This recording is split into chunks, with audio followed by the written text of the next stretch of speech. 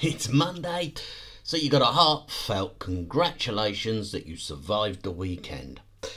Well done. Right, plenty happened over the weekend to keep things interesting. So let me overrule the market. Bitcoin is basically level at 16,756. We've been shuffling around the 16s, but the 16 bottoms held firm so far. I reckon we'll see a nice little bounce up today, fingers crossed. Ethereum is up 1% currently at 1255. BNB's up 1.5 at 285. Big losers this morning are XDC and Casper. Both are down 7%, but then they had both had very strong pre-disaster performance, shall we say. Right, the big news for the weekend was Crypto.com suffering a fairly square kick in the nads. Apart from Twitter allegations and fucking influencers jumping on bandwagons, from what I can gather, it all went to shit because their CEO admitted that they had sent 400 million in Ethereum to the wrong address. Happened to be another exchange's address. But there's a couple of things that you need to understand with this. The market, obviously, has acted in absolute dismay. The token is roughly 41% down on where it was last week. But it's recovered by 7% this morning already. So I'm hoping that 41% will diminish over the next 24 hours. But as I was saying, this 400 million in ETH, yes, it went to the wrong address. Yes, that's unbelievable. But you've got to bear in mind the address it was sent to was a whitelisted address. To explain that in English to you, every exchange has a number of addresses that they would consider whitelisted that allows large transactions.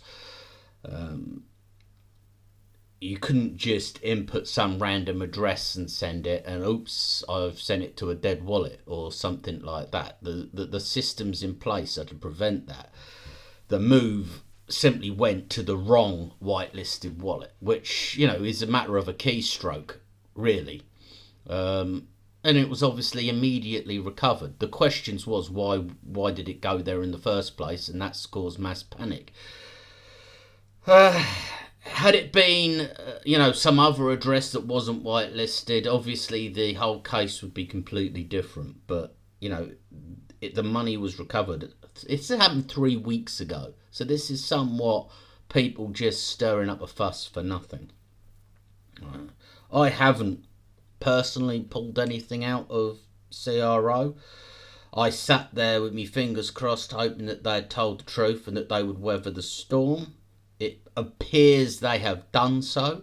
I mean, if they've survived 3 days of everybody withdrawing, and this morning the CEO has said that it's got a very strong balance sheet, it's not particularly worried, and it had very minimal exposure to FTX. So, fingers crossed, that's dealt with now. The final bits of news coming from the FTX crash last week are basically Sam is now under criminal investigation in the Bahamas, which is where they're based. Everything else is really well covered over the weekend. So if you want to watch the weekend's news report, the weekly roundup, you'll find it posted on Saturday. We've gone into great detail of the entire week's happenings and everything tallied up on the Saturday. Worth looking at if you're interested or want to catch up on that front. In other fallout from that, you've had hedge fund Goliath Capital admitted that they've lost 100 million, or there's around 100 million locked up on FTX. They've said half of their assets. I'm gambling on the fact their assets were similar to last year's summer assets. So, best guesses.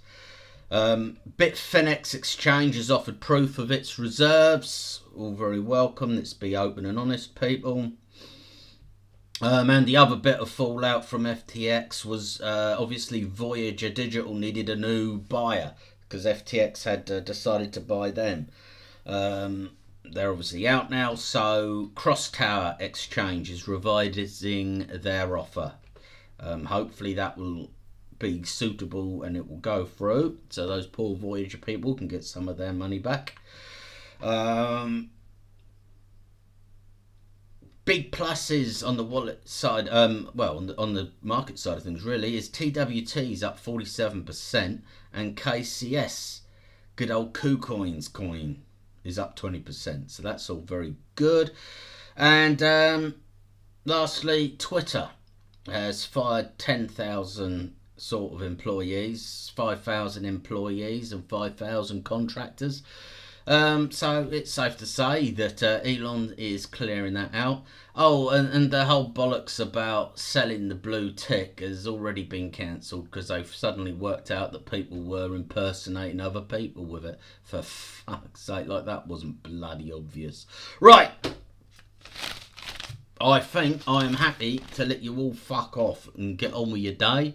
I hope you had a very pleasant weekend. If you'd be good enough to hit that subscribe button and check the socials, it would be wonderful. Thank you very much indeed.